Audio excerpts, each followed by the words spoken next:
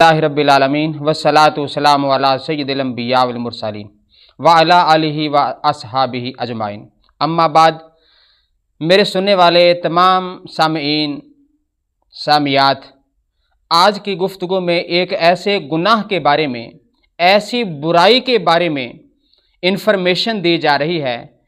یہ جو گناہ ہے یہ بھول کر بھی زندگی میں نہیں کرنا۔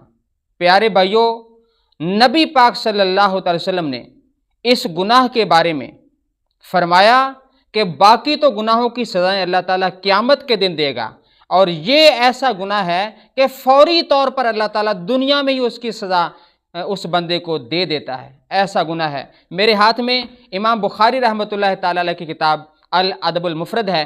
اس میں حدیث پاک نمبر 29 ہے۔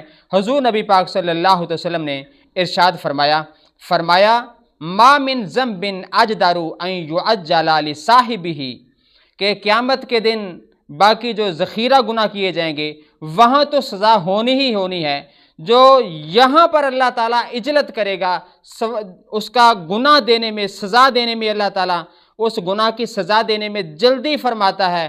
اس کے بارے میں فرمایا العقوبۃ، وہ والدین کی نافرمانی ہے۔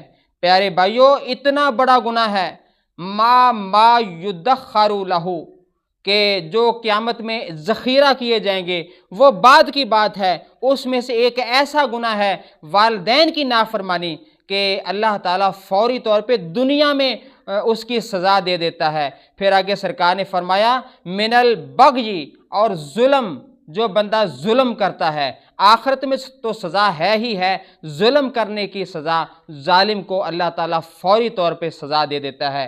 وقطیعۃ الرحمی، اور قطع رحمی کرنے والا، اپنے رشتہ داروں کو توڑنے والا، وہ پھر دنیا میں پریشان رہتا ہے۔ یہ ایسے 3 گناہوں کا میرے سرکار نے بیان فرمایا۔ تو سب سے پہلے والدین کی نافرمانی کا ذکر کیا۔